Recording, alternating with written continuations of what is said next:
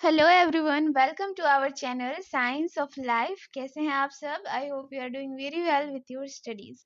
आज का हमारा टॉपिक है the difference between plants and animals. ये टॉपिक सुनने में बहुत इजी लग रहा है और एक्चुअली इजी भी है। जैसे अगर हमको कोई बोले प्लांट्स और एनिमल्स के बीच डिफरेंस क्या है, तो हम इजी लैंग्वेज में बहुत अच्छे से समझा देंगे। प्लांट्स इधर से उधर मूव नहीं कर सकते, एनिमल्स मूव कर सकते हैं, एंड प्लांट्स अलग दिखते हैं, एनिमल्स अलग दिखते हैं, सो मैनी मोर। बट अगर एग्जाम में हमसे पूछा जाए तो हम उसे किस तरह से रिप्रेजेंट करेंगे और हम कौन कौन से डिटेल्स इसमें लिख सकते हैं, today we will see in this video what are the general differences between plants and animals. तो सबसे पहले प्लांट्स और एनिमल्स क्या होते हैं। प्रीवियस वीडियोस में हमने देखा है द 5 किंगडम क्लासिफिकेशन, जिसमें प्लांट्स और एनिमल्स के बारे में ही पढ़ा था हमने। और प्लांट्स यूकैरियोटिक होते हैं, मल्टी सेलुलर होते हैं और ऑटोट्रॉफिक होते हैं, जबकि एनिमल्स यूकैरियोटिक होते हैं और ऑटोट्रॉफिक नहीं होते, हेटरोट्रॉफिक होते हैं, and they are multicellular. Both plants and animals are multi cellular. But what are the other differences between them? Plants have a green pigment called chlorophyll. Animals do not have chlorophyll.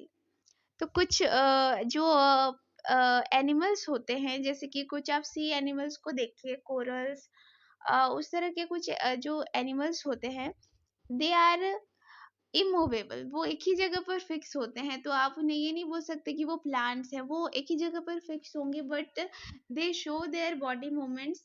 और उसे आप plant नहीं बोल सकते। Plant इसलिए भी नहीं बोल सकते क्योंकि वो they do not contain chlorophyll and they cannot make their own food. So it is one of the major feature of plant कि उनमें chlorophyll होता है and they can make their own food. They are autotrophic. Second difference is usually fixed into the soil and cannot move about freely. At the most they can only bend. जो plants होते हैं वो सिर्फ हवा के झोंके से उधर उधर bend हो सकते हैं, but they cannot move about freely like animals. Animals can move about freely except fixed sponges, corals and etc. तो ये जो होता है ये एक ही प्लेस में फिक्स्ड होते हैं, बट ये एनिमल्स हैं can make their own food using carbon dioxide and water in the sunlight, that is called photosynthesis. Plants जो हैं उन्हें किसी से फूड डराइव करने की ज़रूरत नहीं है, वो खुद ही अपना फूड बनाते हैं और उन्हें सारा न्यूट्रिएंट्स, सारे जो गुण हैं उसी फूड से मिलते हैं. Cannot make their own food and so have to feed on plants and other animals. So human and basically all the other animals are dependent upon plants और other animals to feed themselves. वो खुद अपना खाना नहीं बना सकते nutrition के लिए, जिससे कि बॉडी का हर एक फंक्शन प्रॉपरली हो पाए। उन्हें बाहर से खाना अब्जॉर्व करना पड़ता है, फिर उस खाने से वो जो बॉडी है उनका वो इसेंशियल विटामिन्स, मिनरल्स और अदर टाइप्स के जो है न्यूट्रिएंट्स को एक्सट्रैक्ट करता है. Have no special digestive organs because they have to synthesize their own food. क्योंकि plants खुद ही अपना food synthesize करते हैं, तो वो already glucose के form में होता है, तो उसे मतलब कोई किसी digestive organ की ज़रूरत नहीं है. Whereas we humans or other kinds of animals have to digest and absorb the ingested ready-made food. Ingested food यानी कि जो food हमने खाया है उसको वहाँ से इसेंशियल न्यूट्रिएंट्स को एक्सट्रैक्ट करने के लिए हमें डाइजेस्टिव ऑर्गन्स की ज़रूरत पड़ती है. So we have that special digestive organs. So the plant cells have a firm cell wall made of cellulose on the outside of the cell membrane. Plant cells में cell wall भी होता है और cell membrane भी होता है, जबकि animal cell में cell wall जो है वो absent होता है.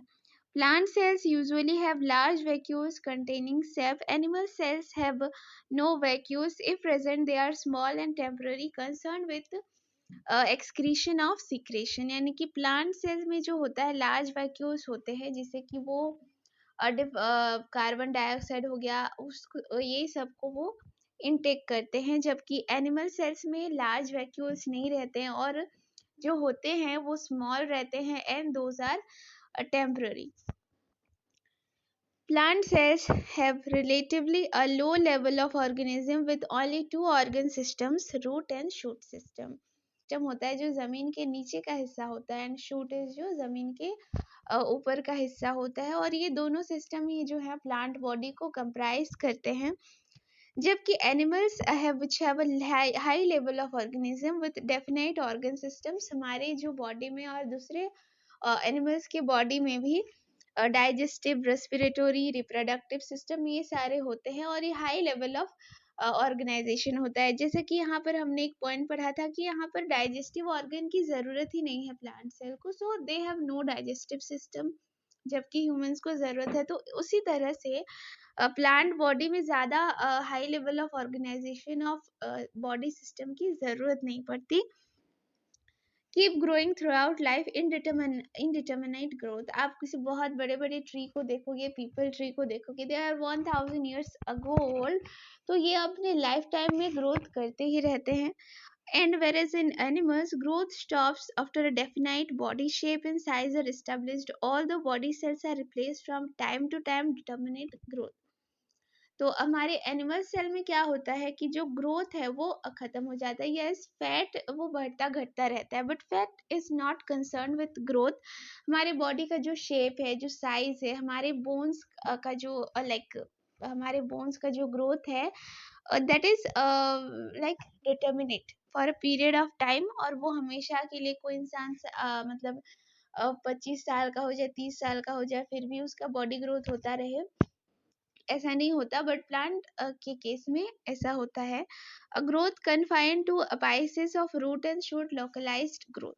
जो प्लांट्स का जो ग्रोथ होता है वो या तो वो उनका हाइट डेवलप होगा, या तो उनका शूट, उनके ब्रांचेस डेवलप होंगे, और उनके जड़ें जो है वो फैलती जाती हैं, तो उनका जो है लोकलाइज्ड ग्रोथ रहता है. And in human case, growth is uniform and proportionate, affecting all parts of the body, like except some parts. Like जैसे बोलते हैं कि ह्यूमंस का जो आई है वो थ्रू आउट द लाइफ वो बढ़ता नहीं है, वो आपके बर्थ के टाइम जैसा होगा वो हमेशा वैसे ही रहेगा. But not all the parts, आपके बॉडी के जितने भी ऑर्गन्स हैं, जितने भी पार्ट्स हैं, उनका प्रोपोर्शनेट ग्रोथ होता है. आपके बॉडी के जितने भी सिस्टम है उनका भी, आपके सेल्स भी बॉडी में और मल्टीप्लाई होते जाएंगे और ग्रोथ होता जाएगा. तो प्रोपोर्शनेट एक ग्रोथ होता है, जबकि प्लांट्स में एक फिक्स्ड पॉइंट में उनके रूट में, शूट में, ब्रांचेस में उनका ग्रोथ होता है.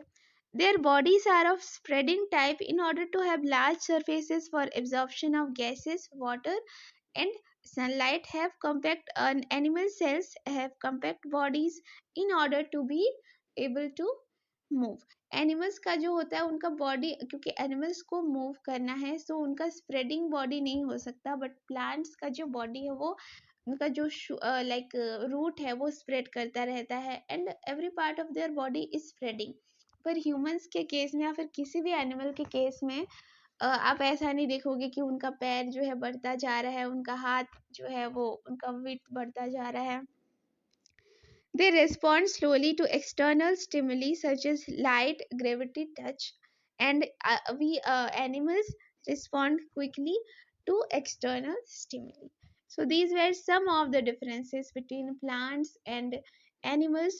So I hope कि ये जो आपका वीडियो का कंटेंट रहा, it is helpful for your studies and for your syllabus completion also. तो नेक्स्ट वीडियो आपको किस टॉपिक में चाहिए, प्लीज कमेंट कीजिए. I will make a thorough and detailed video on that topic. So till that, bye, and like, share and subscribe to our channel Science of Life. Thank you so much. Meet you in the next video.